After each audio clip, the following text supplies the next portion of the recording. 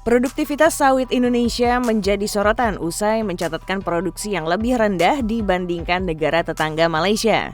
Berdasarkan data Gabungan Pengusaha Kelapa Sawit Indonesia dari Oil World, produktivitas Indonesia tercatat di level 3,31 ton CPO per hektar per tahun pada 2022.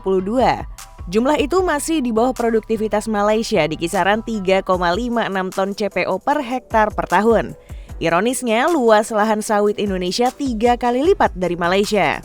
Badan Pusat Statistik atau BPS RI mencatat luas kebun sawit Indonesia mencapai 15,4 juta hektar pada 2023, sementara Malaysian Palm Oil Board atau MBOP mencatat luas lahan kebun sawit Malaysia hanya 5,65 juta hektar.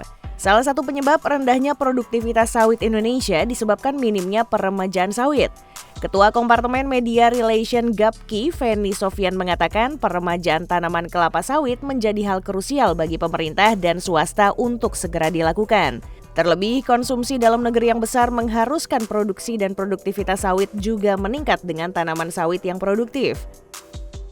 Edukasi terkait peremajaan sawit di petani itu perlu perusahaan juga agar konsisten melakukan replanting, ujar Feni pada Kamis 4 Juli 2024.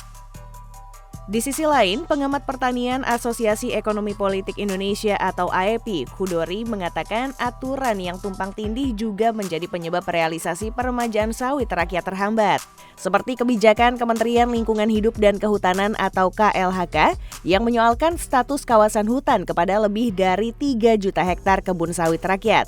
Khudori menambahkan, pemerintah perlu membuat suatu lembaga yang memiliki otoritas penuh dalam pengelolaan industri sawit, bukan hanya Badan Layanan Umum atau BLU yang hanya mengurus pungutan ekspor dan penggunaan dananya. Ini karena ego sektoral masih kental, masing-masing kementerian atau lembaga bersikeras pada tupoksinya.